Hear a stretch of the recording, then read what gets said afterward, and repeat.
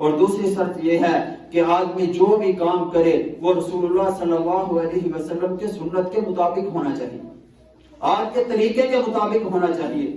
اگر کام آج کے طریقے کے مطابق نہ ہوا، جتنا بھی وہ بندہ مخلص ہو، جتنا بھی وہ بندہ دل سے کام کرے، اگر رسول اللہ صلی اللہ علیہ وسلم کے طریقے کے مطابق نہ ہوا، پھر بھی وہ عمل قابل قبول نہیں ہوگا۔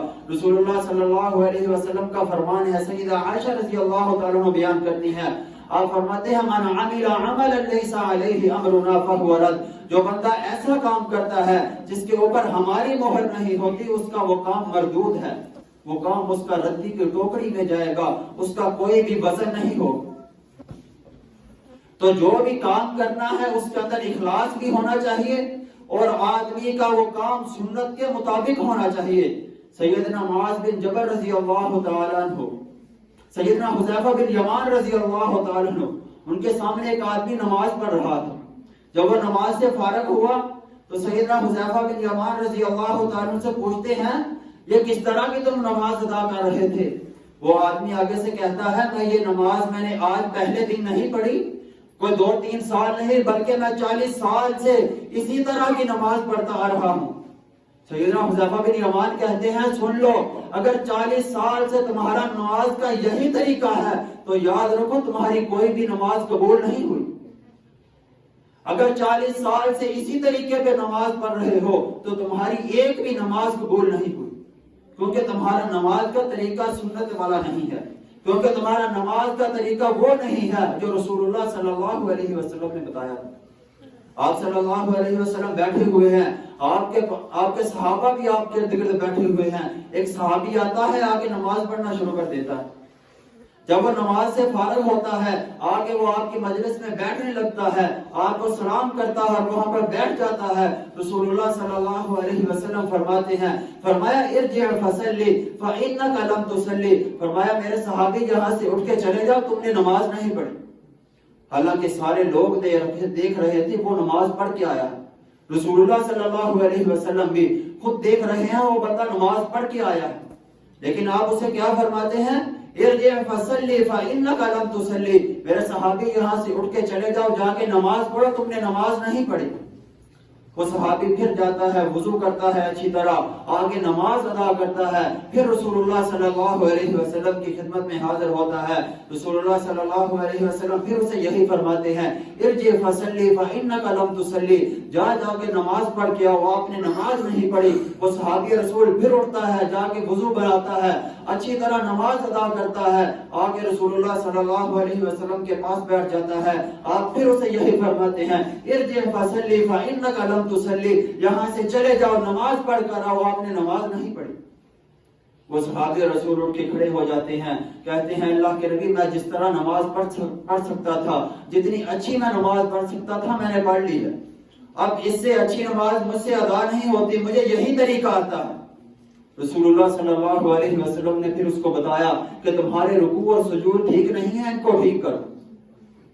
یعنی اگر ہماری نماز رسول اللہ صلی اللہ علیہ وسلم والی نہ ہوئی تو ہم ساری عمر نمازیں پڑھتے رہیں، ساری عمر سجدے کے اندر گزار دیں، ہماری کوئی بھی نماز قبول نہیں ہوگی۔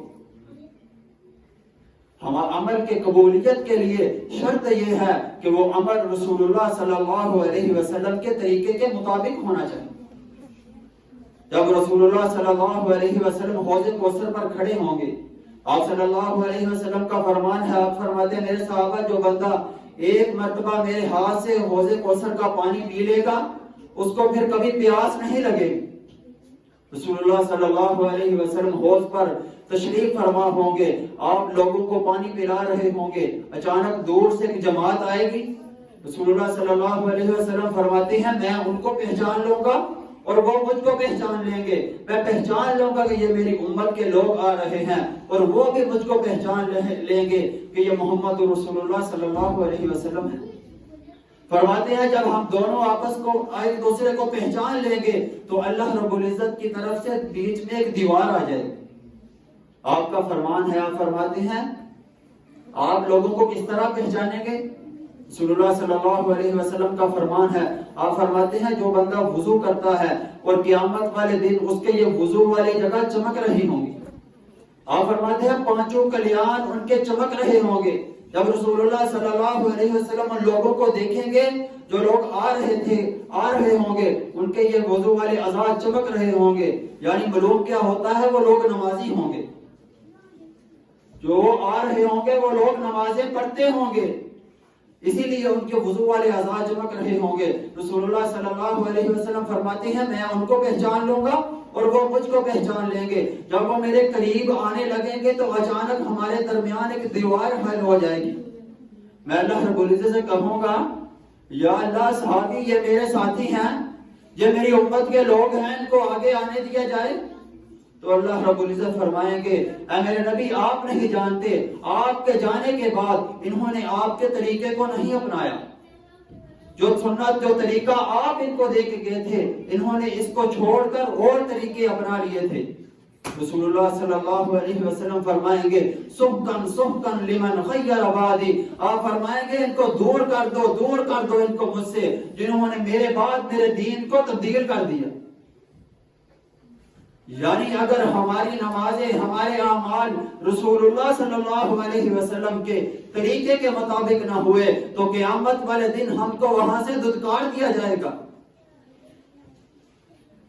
تو بتاؤ پھر کہاں جائیں گے؟ اس دن کوئی بھی آسرا کوئی بھی سہارا ہمارے پاس نہیں ہوگا. اگر وہاں سے ہم کو بھیج دیا گیا, اگر وہاں سے ہم کو دھتکار دیا گیا تو ہم کہاں جائیں گے؟ رسول اللہ صلی اللہ علیہ وسلم کا فرمان ہے, آپ فرماتے ہیں کل امتی یدخلون الجنت الا من ابا, آپ فرماتے ہیں میرے صحابہ میری ساری کی ساری امت جنت کے اندر جائے گی مگر وہ شخص جو خود جنت میں جانے سے انکار کر دیتا ہے. صحابہ کرام فرماتے ہیں اللہ کے نبی بھلا جنت میں جانے سے کون شخص انکار کرے گا؟ رسول اللہ صلی اللہ علیہ وسلم فرماتے ہیں, آپ فرماتے ہیں من اطاعنی دخل الجنہ, جو بندہ میری اطاعت کرے گا وہ بندہ تو جنت میں داخل ہوگا. ومن عصانی فقد ابا, جو میرے طریقے پر نہ چلا, جس نے میرا کہنا نہ مانا, وہ ایسے ہی ہے جیسے خود جنت میں جانے سے انکار کر رہا ہے.